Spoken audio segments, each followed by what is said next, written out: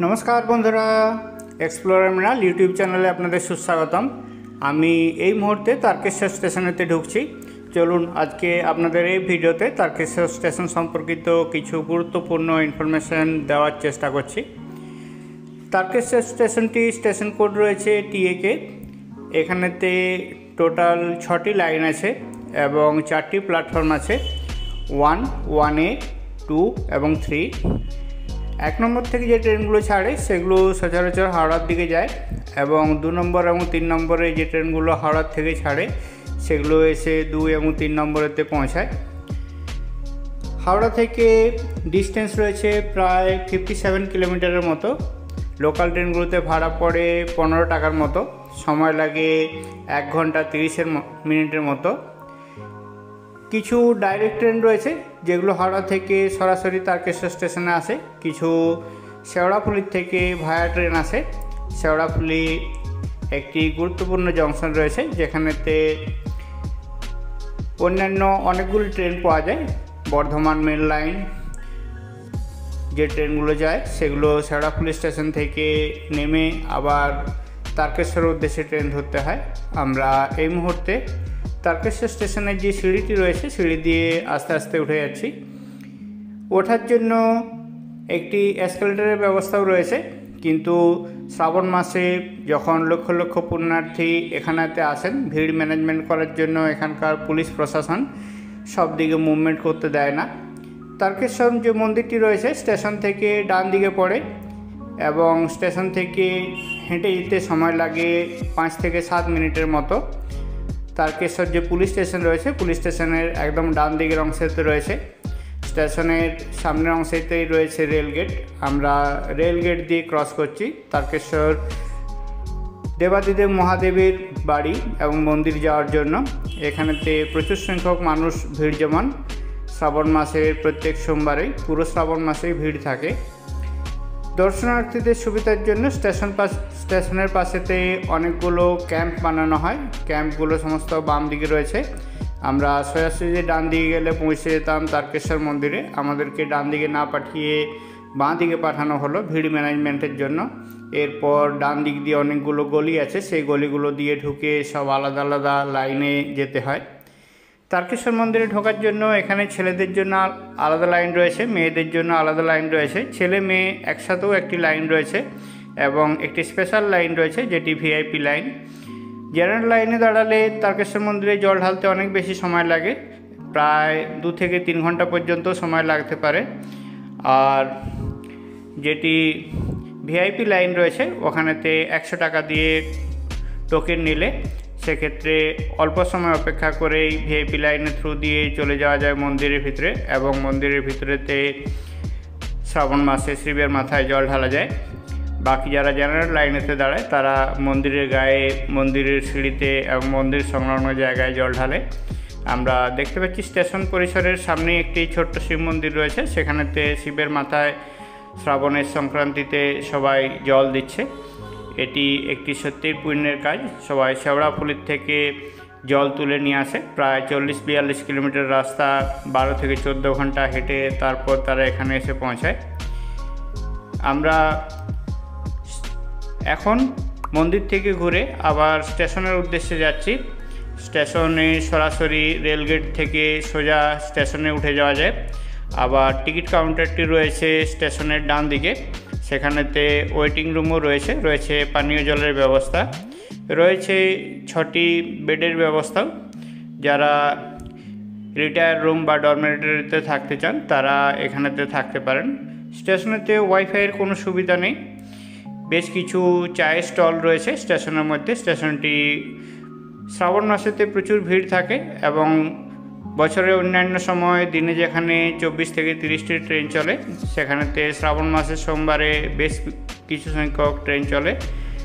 10 থেকে 15 মিনিট ছাড়া ছাড়া ট্রেনের ব্যবস্থা করা থাকে।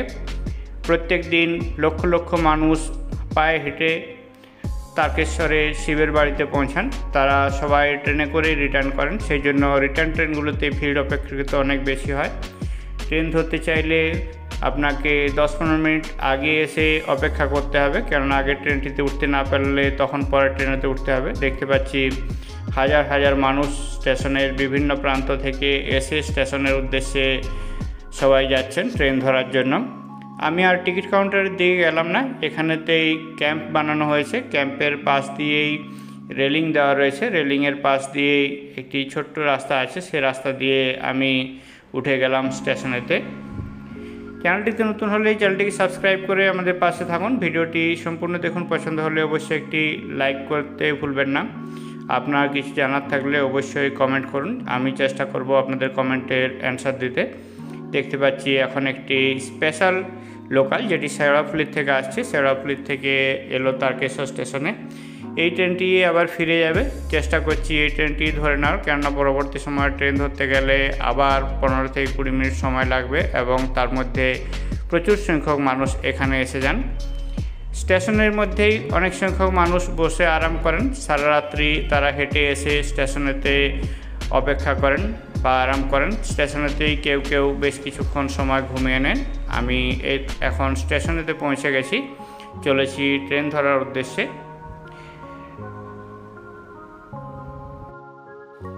স্টেশনেতে পার্কিংয়ের ফ্যাসিলিটি নেই, রাস্তার ধারে পার্কিং করতে চাইলে করা যায়, সেক্ষেত্রে নিজের দায়িত্বে পার্কিং করতে হয়।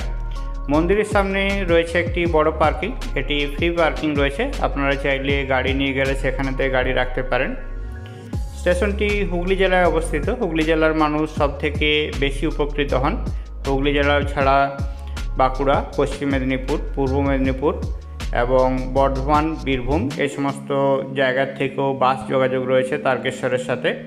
তারকেশ্বর বাস স্ট্যান্ড থেকে রেলওয়ে স্টেশন আসার জন্য সবসময় অটো এবং টোটো পাওয়া যায়, অল্পই দূরত্ব রয়েছে, চাইলেই সহজে আসা যায় এবং তারকেশ্বর থেকে কলকাতা আসতে সময় লাগে 1.5 ঘন্টার মতো। এটি একটি লোকাল ট্রেনে কম ভাড়ায় মাত্র 15 টাকায় কলকাতা আসার সহজ উপায় রয়েছে। তারকেশ্বর স্টেশনে হাওড়া থেকে মান্থলি লাগে প্রায় 200 টাকার মতো। যারা নিয়মিত যাতায়াত করেন তারা মান্থলির ব্যবস্থা করেন। তারকেশ্বরে শিবের মাথায় জল ঢালতে প্রচুর সংখ্যক মানুষ যান।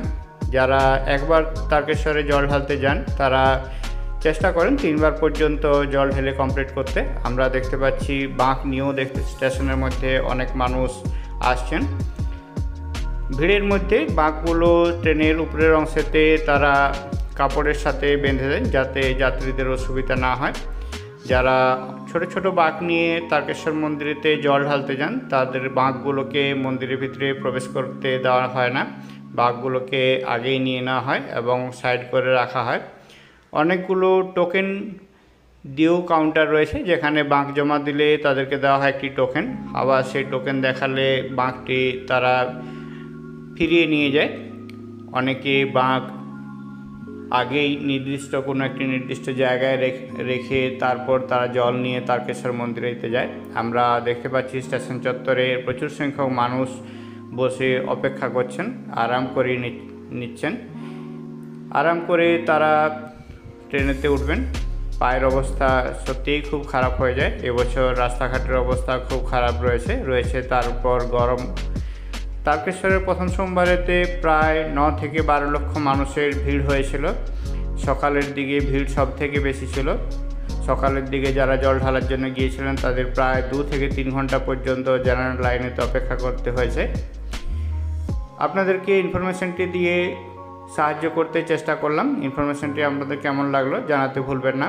চ্যানেলটিতে নতুন হলে চ্যানেলটিকে সাবস্ক্রাইব করে আমাদের পাশে থাকুন। ভিডিওটি সম্পূর্ণ দেখার জন্য অনেক অনেক ধন্যবাদ। দেবাদিদেব মহাদেব আপনাদের উপরে কৃপা করুন। Thank you so much.